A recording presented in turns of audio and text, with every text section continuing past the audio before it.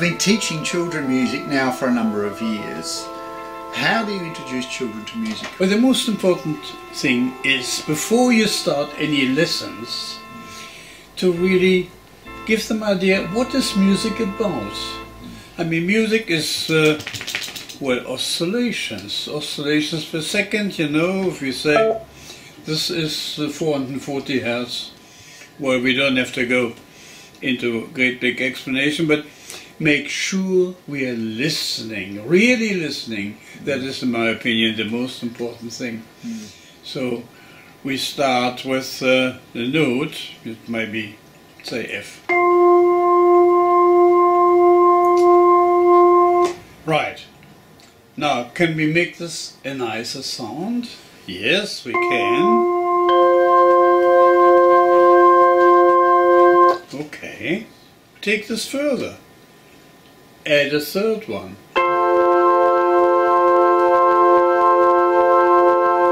Now, to really listen the beauty of this chord, which is just a major, simple major chord. This is the first introduction, so we have to really get into this by what is music about? It is sound and sounds nice.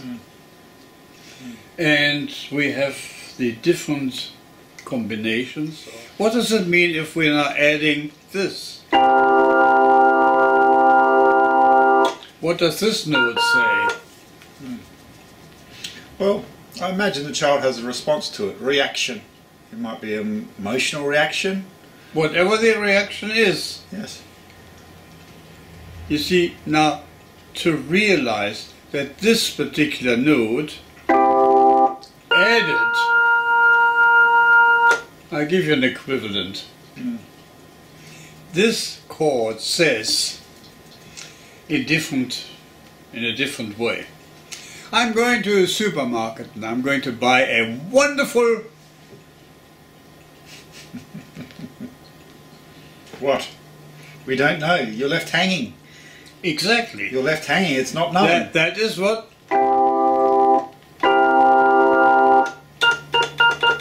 This is what? Yes, the question. It asked for a resolution. And the answer, of course, is... or this. Aha. Now we know. Aha. I'm going to buy a sausage or whatever it might be, you see. Now, to get the sensitivity, that is, in my opinion, the most important thing, you know. What does it say? What does a chord say when you have, say, you have this chord?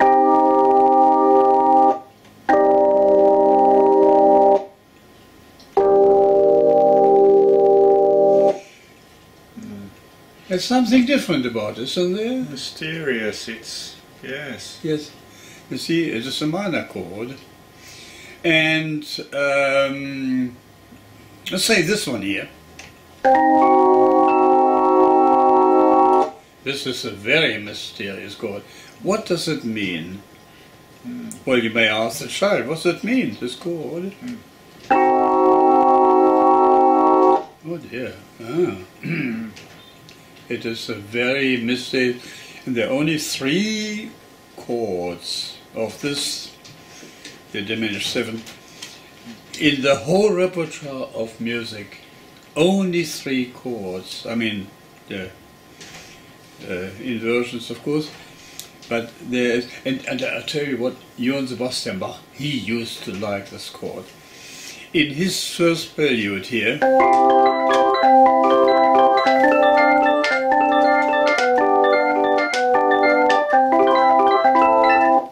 etc.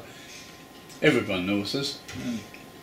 He used all 3 chords in this particular composition.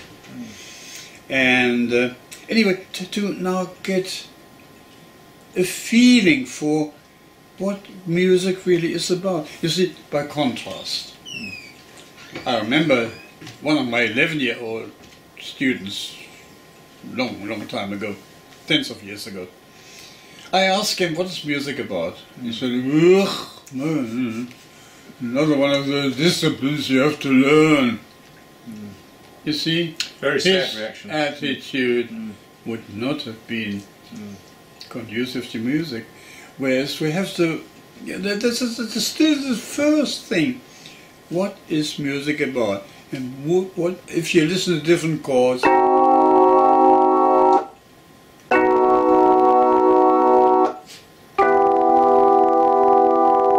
It's like different colors, you see?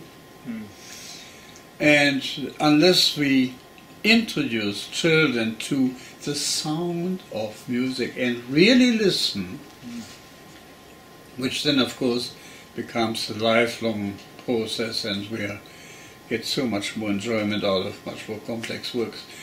This is the beginning. Fantastic. To really get the idea how to listen. So it's an appreciation of the sound for them to build their own understanding, emotions, and responses to the sounds.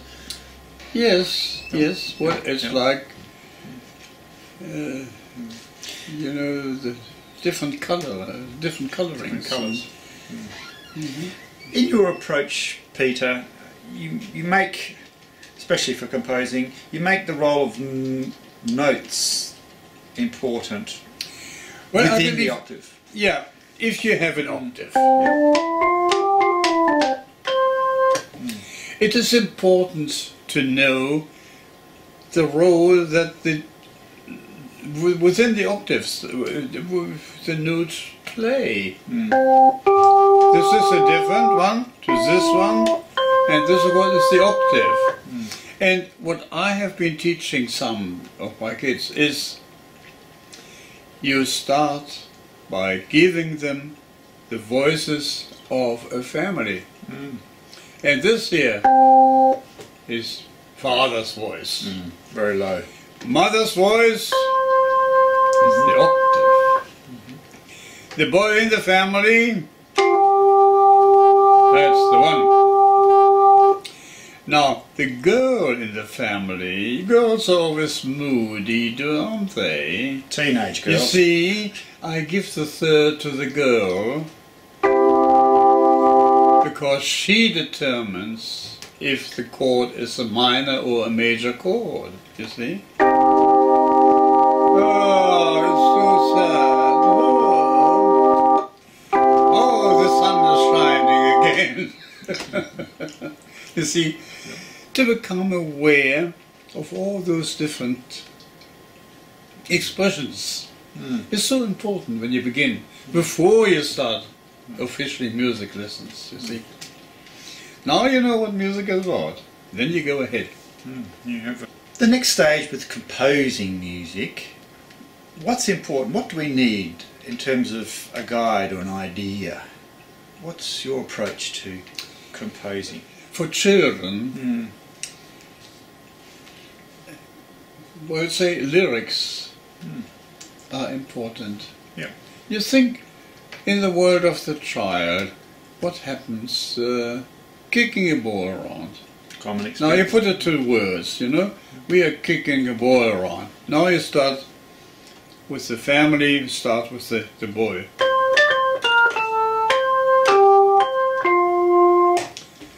Right, we are kicking a ball around.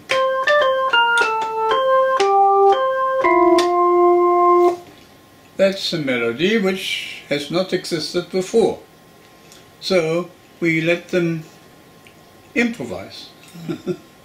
And after many maybe failed attempts, we'll get to something that is really nice. We can say, I composed a song. And here are the words, and there's the melody. You see? So you're starting from the child's experience. Yeah. The story, the action, Yes. movement, Exactly. the movement Yeah. in that action, Yes. transcribed across to the notes. Mm-hmm. Okay. So that's your answer to composing. But what about the thorny issue of reading music, Peter? Well, I disagree with the normal way it is done, and that is you know you're not supposed to talk on the telephone when you're driving a car. No. Because the conscious mind cannot accommodate two things at the same time. Reading music and playing are two different things. What about if we are separating them? Here again we're talking about beginners in my system, it's partly in my system. I've got this type of thing here. Now, we're talking about the beginners of music, right? Mm-hmm. We have Ba Ba Black Sheep, or any other melody for that matter, and we know there are in this case 4 beats in a bar. There's 1 bar, a 2nd bar, 3rd and 4th bar. We start very simply, and we're using now coins to denote the values of the notes in the music alphabet. So we have Ba Ba Black Sheep, but here in the 2nd bar we have 2 notes per beat. Have you any wool? Have you any is represented by 5-cent pieces, and the wool is a 20-cent piece because it's got 2 beats per note. And then you 1, 2, 3, 4, you know, until it comes to the end. There's 1 wrong note in here, and for bright people they might find which note is wrong. Do you know which one it is? I can't. I'm not telling you. Yes. Anyway, this is again a way to separate reading music from the instrument. You see, in the once you play an instrument, winds, oboe, flute, whatever, clarinet, you have to produce the sound. Now, if you have at the same time trouble reading, which one are you going to give your preference to? You see, whereas if you're reading first, and this now becomes a semi-automatic process, then you can concentrate on really playing. Not everyone will agree, but it's my approach to teaching music. Separating reading from playing. When you're starting out with music as a child, surely there's some bad habits to avoid. Can you talk about that? That is important. And one case comes to mind. There was a young man who played the fiddle, and his position was so awkward. It was difficult to listen to look at him, you see. He played all right, but it just didn't look right. Now, any attempt to correct this failed, because once you start the wrong way, and it's important, for instance, if you take the keyboard, well, one of my approach would be, you take your hand, you put it on your knee, and then you transfer this to the keyboard. And you have your hand, your position just about right. So that's one way of doing it. In other cases, I believe it is important to get someone who knows, and right from the beginning, get them to do it the proper way. Then, of course, there are pitfalls, and I had one case where a young, he would have been 10 or 11 years old, and he was sent to a piano teacher, and after a while, I remember him saying to me, "I am doing my very best, but nothing is good enough for her." And, you know, the repetitive sentence, you still can't do it right, you still can't do it right, and you can do and sit properly. Well, we have to find the balance. The balance between do it right, but not discouraging, as in that case, because this young man gave up. and never play it again. So those are sort of important hints when it comes to teaching music. Now, there's something remarkable about playing the piano, having the right approach to using the correct fingers on the keys. This particular digit is quite remarkable. What can you tell us about this digit? Well, people were constructed so they could play the keyboard, you see? There you go. Because if we demonstrate, we can go right over here. You see, when we have positions on the keyboard, what we are relating to depends on where we come from. If I want to have the C, comes natural. But now, if I want to go in further, I can take the hands over the key, over the thumb rather, and continue playing. You see, for instance, the scale.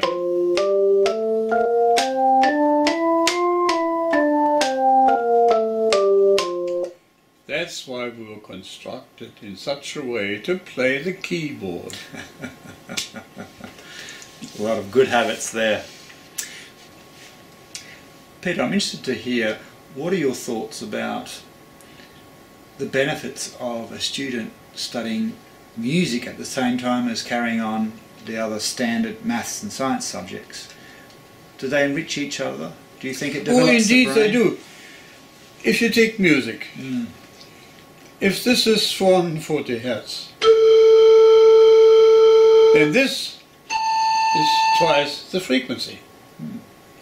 You see? And so everything is related. From here to there, we have this is 1.5 virtually. And so music is related to mathematics very strongly. But so there's complementarity, there's benefits for understanding. Oh, it benefits, concepts. I believe. Well, musicians, people who practice music, they have a richer, call it vocabulary, you know, because music enriches your mind.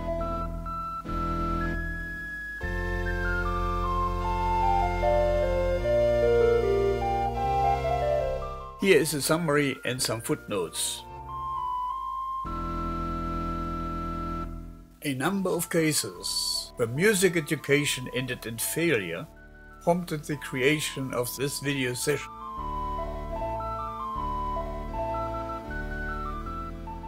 Introducing reading music to children with coins prevents anxiety about the unknown. It can be played as a game.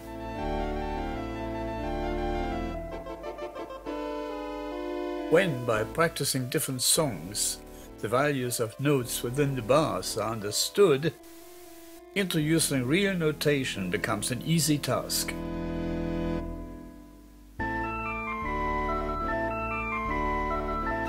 Music education has benefits that carry over into many other areas. That includes mathematics and technology. Music enriches the mind.